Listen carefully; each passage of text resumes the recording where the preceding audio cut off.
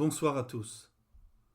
Ce soir viennent à nous Maria Goretti et Alessandro Serenelli.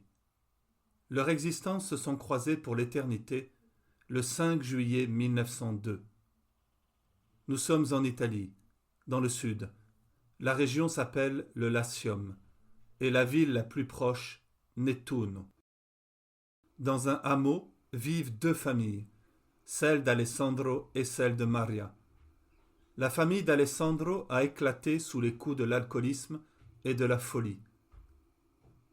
Au moment des faits, le père, Gianni, est toujours alcoolique et la mère est déjà morte, après avoir été internée. Il semble qu'elle ait voulu noyer Alessandro à sa naissance. Dans l'internement, elle sera rejointe par un de ses fils. C'est dans ce contexte de misère économique, mais surtout morale et spirituelle, que va grandir Alessandro.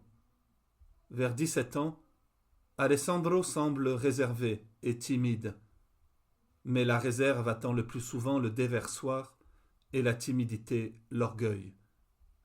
Alors, un jour, tout va exploser. C'est l'été, un de ces étés terribles où les démons de la sexualité brisée s'en donnent à cœur joie et réveillent les pulsions les plus perverses. Déjà, depuis quelque temps, Alessandro tournait autour de Maria. Déjà, le mal le poussait à se venger des souffrances de l'existence en se choisissant une victime. Et le mal choisit toujours la plus innocente qu'il peut trouver.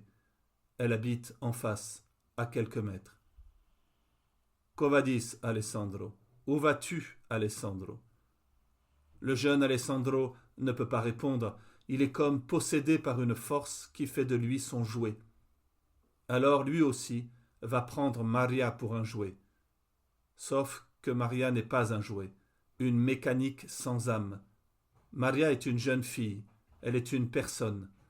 Elle connaît le Christ et lui parle comme l'on parle à son ami. Alessandro, lui, est seulement animé par le désir pervers de mettre la main sur cette jeune fille afin qu'elle devienne le réceptacle de sa toute-puissance. Il s'approche d'elle pour la toucher et la violer.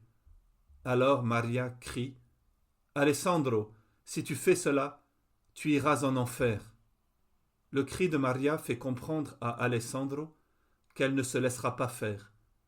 Non seulement elle veut garder son corps, sa virginité, qu'elle reconnaît comme l'image de celle du Christ, mais surtout, elle veut avertir Alessandro que violer quelqu'un, c'est aller en enfer. Et la réponse d'Alessandro a été terrible. Elle est celle du bourreau qui comprend qu'il ne pourra arriver à ses fins et décharge sa frustration en tuant. Le couteau tenu par la main d'Alessandro s'enfoncera 14 fois dans le corps de Maria. Si tu fais ça, tu iras en enfer. Maria ne pense pas à elle, mais à son bourreau. Et, au moment le plus dramatique de son existence, elle fait preuve de parésia, c'est-à-dire de la liberté de parler, la liberté de dire la vérité. Si tu me touches, tu iras en enfer. Si tu me tues, tu iras en enfer. Mais Alessandro n'écoute pas. Pour le moment, il frappe encore et encore. Alors Maria répète « Alessandro, arrête.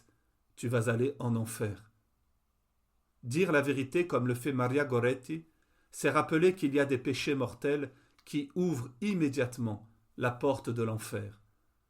Le crime, le fait d'ôter la vie à une personne, fait partie de ces actes dont la conséquence est la mort éternelle. Tous les hommes connaîtront l'éternité, mais il y a l'éternité de la mort et l'éternité de la vie. Alessandro, au moment où il tue, va tout droit en enfer. Mais quelque chose a empêché que le train de sa vie s'y arrête définitivement. C'est la bonne nouvelle qui vient à nous ce soir, et ce quelque chose, c'est quelqu'un, le Christ, Jésus le Nazoréen, Jésus le crucifié par amour pour toi et pour moi, a aussi donné sa vie pour Alessandro. Mais comment cette vie du Christ a-t-elle pu arriver à ce jeune homme, esclave du démon, sinon à travers le corps et l'âme de Maria Goretti? 11 années sur la terre ont suffi à Maria pour devenir un autre Christ. 11 années lui ont suffi pour devenir chrétienne. et au cœur de la folie meurtrière d'Alessandro, elle comprend qu'elle a l'occasion de renouveler les promesses de son baptême. Alors, sur son lit de mort, elle peut dire cette seconde phrase. Je lui pardonne, et je le veux avec moi au paradis. Existe-t-il plus belle phrase ? Cette phrase n'est pas un résumé du christianisme, elle est le christianisme. Ce cri d'amour de la victime pour le bourreau est celui que le Christ a poussé sur la croix.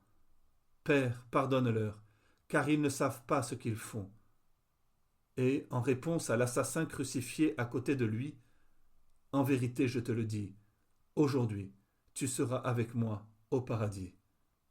À l'hôpital, Maria sait qu'elle va mourir et qu'elle ne peut attendre la conversion d'Alessandro. Celui-ci n'avait pas encore cette conscience de son péché, qui fit dire au bon larron « Jésus, souviens-toi de moi lorsque tu viendras avec ton royaume. » Maria sait que tout cela a un sens, sait que le Seigneur l'a permis afin de manifester à travers elle sa gloire, son royaume. Alors Maria accomplit ce qui manquait en elle de la passion du Christ. Parlant d'Alessandro, elle dit « Je lui pardonne et je le veux avec moi au paradis. » Et elle rendit l'esprit au Père.